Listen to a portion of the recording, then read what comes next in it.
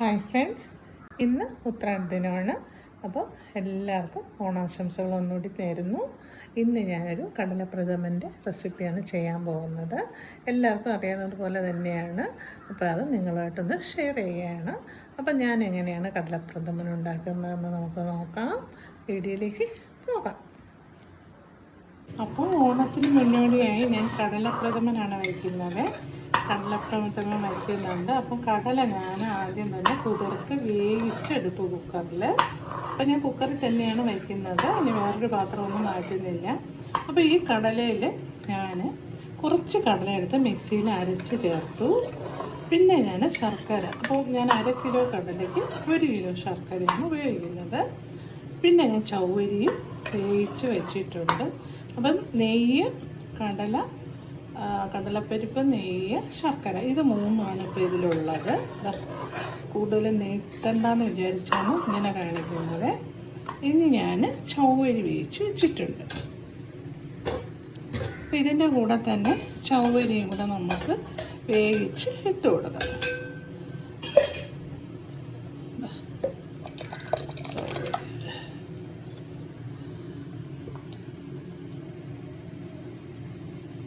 അത് ശർക്കര കിടന്ന് നല്ലപോലെ വരണ്ട് വരണം.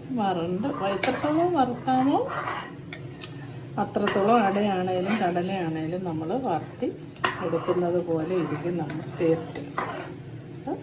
ഇനി നമുക്ക് തേങ്ങാപ്പാൽ എടുത്ത് വയ്ക്കണം. പിന്നെ അണ്ടിപ്പരിപ്പ്, കാഷ്യൂ, മുന്തിരി എല്ലാം കൂടെ നെയ്യിൽ തേങ്ങാക്കൊത്തും കൂടെ കുറച്ച് നമുക്ക് വറുത്ത് പോരണം. അപ്പോൾ ഇതിൽ കിടന്ന് തിളച്ച് പറ്റട്ടെ. നല്ലപോലെ വറുത്തെടുക്കണം. വറ്റിയതിന് ശേഷം 2ാം പാൽ ഒഴിച്ചു കൊടുക്കണം.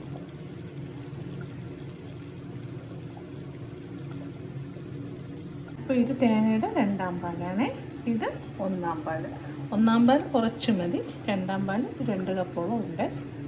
ഇനി നമുക്കിത് വറ്റി നല്ലപോലെ വരുമ്പോഴത്തേക്കും 2ാം പാൽ ഒഴിച്ചു കൊടുക്കാം.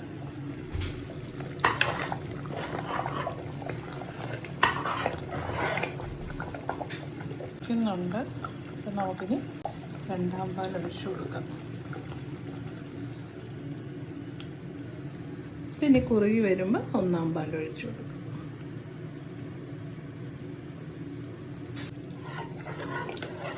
ഇനി ആദ്യത്തെ പാൽ ഒഴിച്ച് നമുക്ക് കുറുകി എടുക്കാം. ഫസ്റ്റ് പാൽ ഒഴിച്ചു കഴിഞ്ഞു.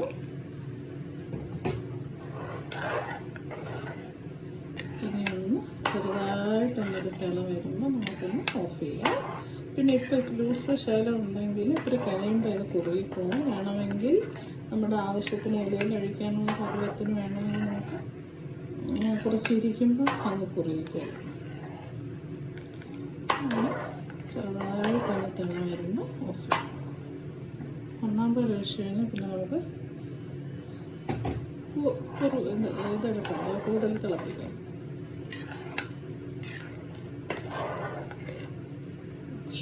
ഇനി നമുക്ക് വറുത്ത അണ്ടിപ്പരിപ്പ്, തേങ്ങാക്കൊത്ത്, മുന്തിരിങ്ങ നെയ്യിൽ വറുത്ത് ഇടാം.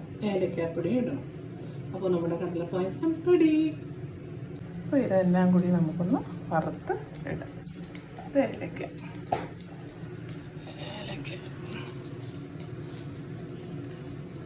ഏലക്ക ഇടുമ്പോഴാണ് ശരിക്കും പായസത്തിൻ്റെ മണം അല്ലേ? ഏലക്കയിടുമ്പോൾ പായസത്തിൻ്റെ മണം. പായസമായി. അതുപോലെ ഒരു മണം ഇല്ലാത്തതുകൊണ്ട് നമുക്ക് അറിയാൻ പറ്റില്ല. ഇരുന്നിന് കുറച്ച് കുറുകും. ഇനി നമുക്ക് മൂപ്പിച്ചിടാം. നെയ്യ് ഒഴിച്ചു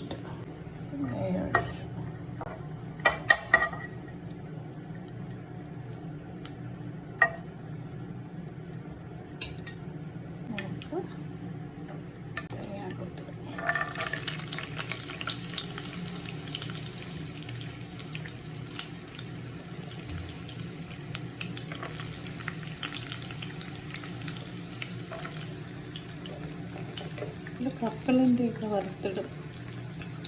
അത് വേണമെന്നുള്ളവർക്ക് കപ്പലണ്ടി ഇടാം. അതൊന്നുമില്ല.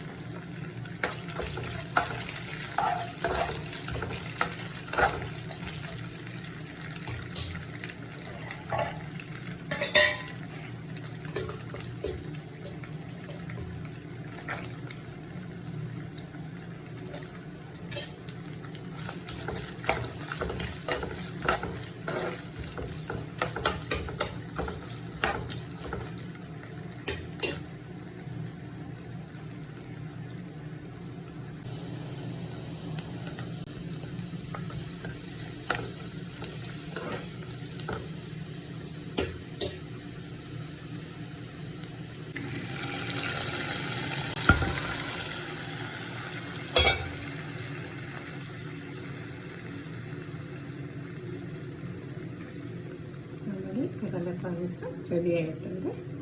അപ്പോൾ ഇഷ്ടപ്പെടുകയാണെങ്കിൽ ലൈക്ക് ചെയ്യണം, സബ്സ്ക്രൈബ് ചെയ്യണം, മറക്കല്ലേ. എല്ലാവർക്കും വിഷ് യു ഹാപ്പി ഓണം.